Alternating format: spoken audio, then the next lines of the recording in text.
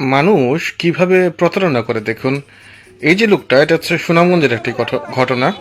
এটি সুনামগঞ্জের মুরুগ বাজারের ঘটনা। এটা আমরা একটা ভাইরাল লারা সাদ্দামের ফেসবুক পেজ থেকে এটা সংগ্রহ করেছি আমরা।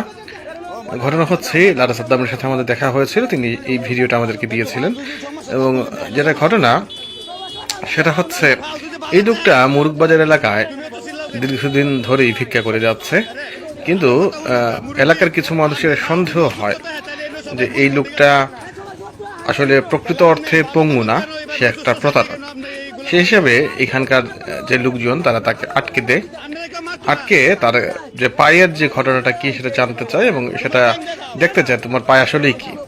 সেই অবস্থায় তার পা খুলে দেখার তারা চেষ্টা করে, সে সময় সে বাধা দিচ্ছে এবং বাকবিতণ্ডায় বারবার সে বাকবিতণ্ডা করছে। এবং এই ফেসবুক পেজের যে কমেন্ট সেকশনে গিয়ে যেটা জানতে পারলাম আমরা, এর বাড়ি হচ্ছে দক্ষিণ সুনামগঞ্জের কামরূপ দলং, এবং তাকে এইভাবেই ফেলে দিয়ে ধীরে ধীরে পাগুলা খোলা হয়। আসলে তার পায়ে এমন কিছু ছিল না, সেটাই বলছে এই ভাইরাল লারা সাদ্দাম সাহেব, এবং তার ফেসবুক পেজ থেকে এই ভিডিওটা সংগ্রহ করা। ঘটনা হচ্ছে সুনামগঞ্জ শহরের মাছবাজার এলাকায়, এবং মানুষ কিভাবে প্রতারণা করে আপনি দেখুন। তার পায়ে আসলেই মনে হয় কিছু একটা মিলেনি এবং সে সম্পূর্ণ সুস্থ। সে নাকি এর আগে পাগলা বাজারে এই ধরনের প্রতারণা করেছে।